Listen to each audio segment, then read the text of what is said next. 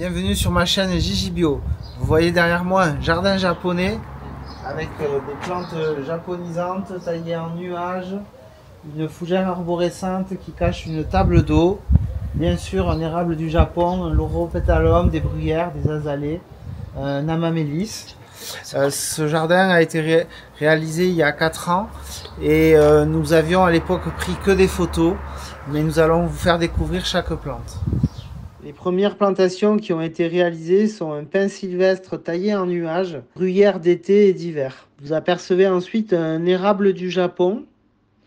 Les plantations ont été effectuées avec un amendement de terre de bruyère qui a un pH de sol acide. Le sol a été recouvert par une toile de paillage. La toile évite la levée des herbes indésirables. Elle permet également l'installation des paillis minéraux. Nous avons utilisé pour créer ce massif japonais des pétales d'ardoise et des galets blancs. Les deux paillis minéraux ont été séparés par une bordure écolate. Une table d'eau Corten a été intégrée au massif. Cette table est télécommandée, elle fonctionne avec une pompe électrique et un éclairage.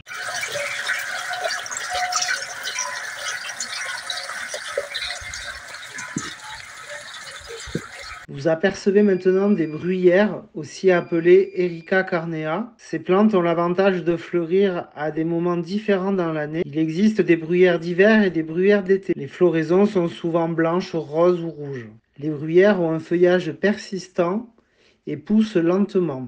On peut les tailler après les floraisons. La rusticité est très bonne. Et alors Julien, là tu nous fais une taille En nuage. du pin sylvestre, c'est ça? Oui. Donc là on voit le côté qui est pas du tout taillé, qui a poussé en fait. Oui, qu'il faut égaliser, refaire le nuage. Et là on a commencé à faire les nuages, effectivement.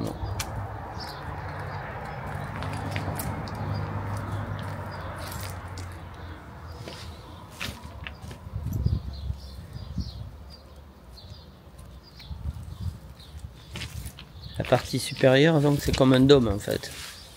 Oui, nuage mais plus arrondi. Là on voit bien le tronc avec les étages. Bon là c'est tout ce qu'on a coupé qui est en bas sur la bâche pour protéger les cailloux. Oh, c'est bien là. Ouais, c'est joli. Je vais pouvoir le terminer. Hein.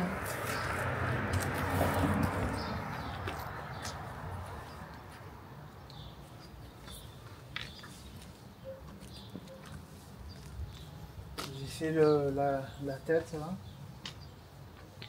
On voit la partie gauche qui a été taillée en nuage et la partie droite qui est encore sur la pousse de l'année en fait. De la saison. De la saison, ouais.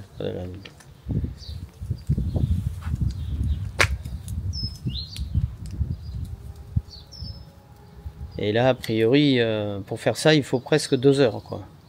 Il faut du temps, de la patience. Et la patience, ouais. De la passion. Ouais.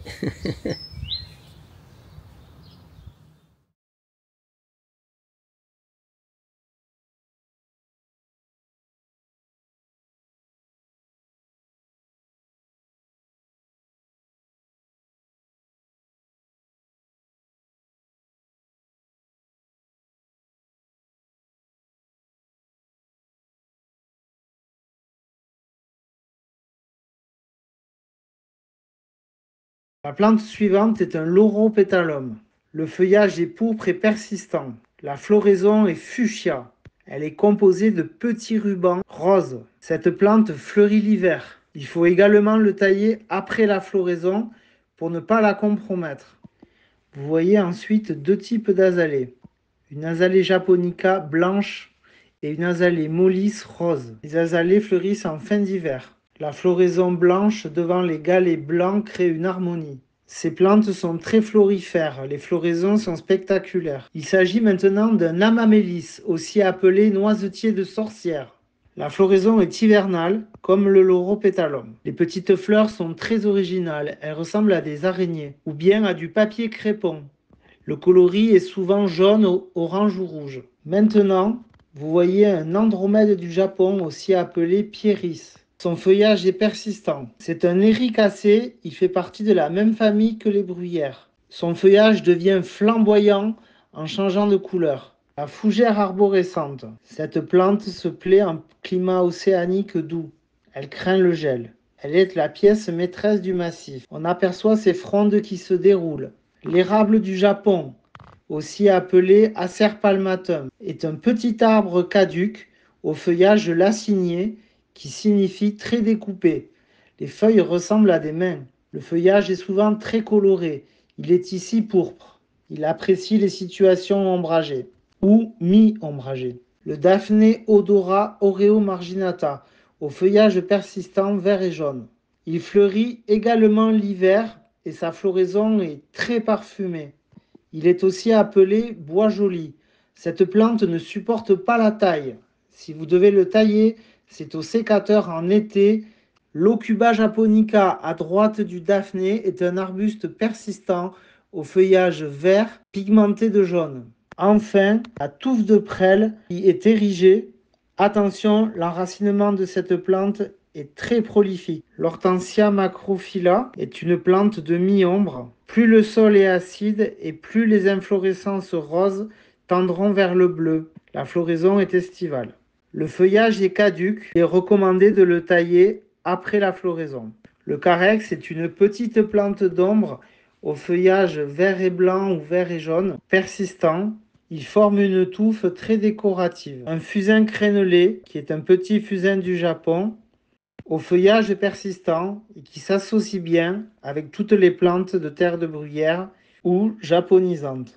Julien nous a réalisé ce magnifique petit jardin japonais à Cabreton. Il a maintenant 4 ans, il nous ravit tous les jours. Il occupe une trentaine de mètres carrés en façade de la maison. Il est tout le temps magnifique à toute saison. L'ambiance paysagère est constituée de 17 plantes japonisantes. Les plus imposantes au bout de 4 ans sont la fougère arborescente qui fait une croissance spectaculaire à chaque printemps. Le pin en nuage, lui, doit être taillé aussi à chaque printemps. Il progresse, mais très lentement. Enfin, tout cet ensemble se compose et s'équilibre de manière magnifique. J'espère que cette vidéo vous a plu. N'hésitez pas à vous abonner, à cliquer sur la petite cloche. Ainsi, vous serez notifié de mes prochaines vidéos et ça va pas tarder.